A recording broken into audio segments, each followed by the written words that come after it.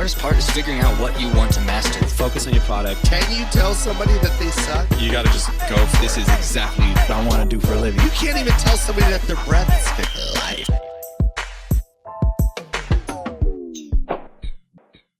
What was do you remember the hardest moment?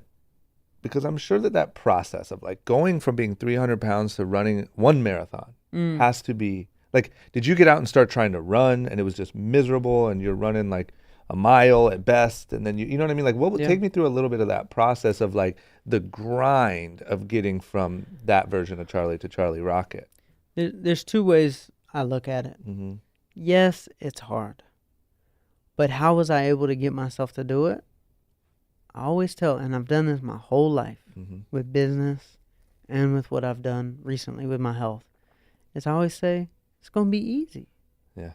When I was training for the Ironman, I pulled out this Ironman training program, and it says, run this many sprints at this heart rate, and then this many laps in the pool at this stroke, and then do this stroke for this many laps, and then this biking with this incline, and I was just freaking out. Now that sounds hard. Yeah. I looked at the bottom, and I said, how many hours a week does an Ironman need to train? It says 14. I said, 14? Huh, that's 2 hours a day. When I was 8, running around the park for 2 hours wasn't hard, or riding my bike with my friends for 2 hours wasn't hard, or going to the pool on the weekend and swimming all day for a couple hours, that wasn't hard. I'm going to train like an 8-year-old. Like, I'm going to tell myself it's going to be easy. Yeah. Just like I said, I'm going to be a manager. I'm going to be the best in the world. Like, I literally drink my Kool-Aid. I'm a delusional optimist. Because our minds, they have this power to play tricks on us. Mm-hmm. They can analyze things. Our hearts, they have intelligence too, but our hearts don't know how to play tricks on us. Have you ever heard somebody say, follow your mind? Oh, wait, no. It sounds weird, no, right? Follow your heart. Follow your heart. Yeah. We instinctively know to say, follow your heart, because our heart has intelligence.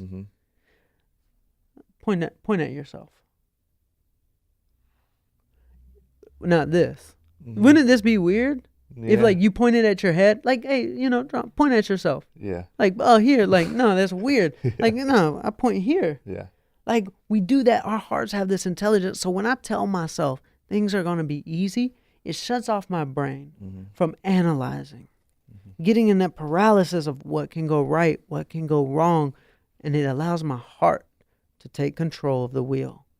So anything I do, I go into it as a delusional optimist. Like, oh, this is going to be easy. A whole bunch of other people did it. I mean, why can't I? Like, even to the point when something's going bad, I'm like, oh, I'm on the Titanic, it's sinking. I'm like, oh, the lifeboat's right there. I mean, I'm going to be just as dry on the lifeboat as I would be on the big boat. Yeah. Dry as dry. Like, we're all right. Yeah. But that delusional optimism, like, I always look for winning streaks. I have a little life hack, and they laugh at me every morning. Every morning, same thing. I go to Starbucks, and I order my double shot of espresso on ice, splash of almond milk, and 2 stevias. And the guy at the cashier says, "That'll be $2.67." I say, "All that happiness for only $2.67?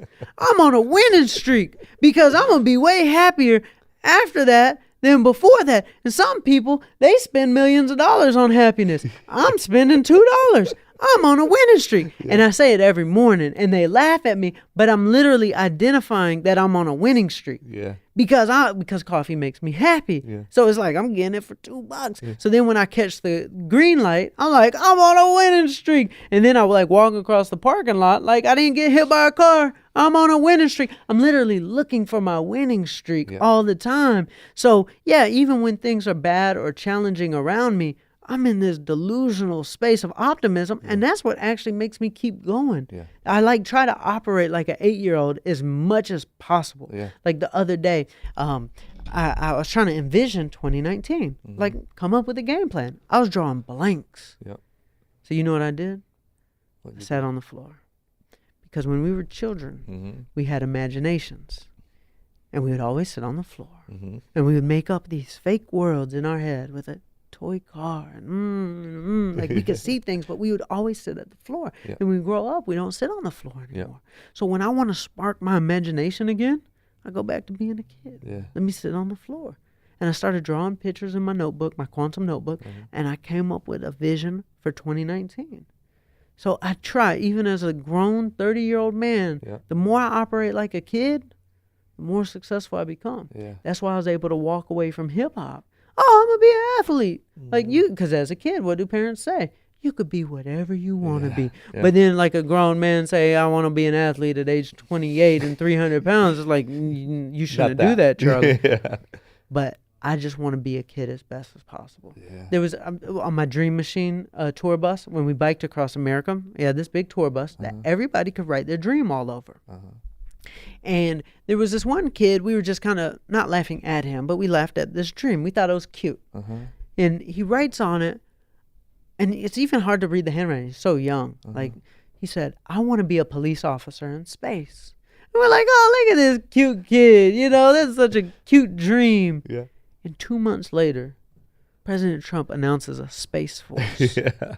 He literally announces that they're launching a space force. Yeah. And this kid who just had this dream knew more than us adults who thought it was just cute. Yeah. But that made sense to him. Being a police officer in space made sense to the kid. Yeah. And we didn't like, oh, that's unrealistic. Yeah. Well, guess what? You can freaking do it now. That's so true. But there's something about those dreams that are just true. Yeah. That's how major things get done. When we get out of our heads and we let our hearts take over. Guys, if you like that and you want to see more like it, as well as vlogs, other web series, and all the random stuff that I'm doing here on YouTube, don't forget to click that subscribe button. You won't regret it, I promise.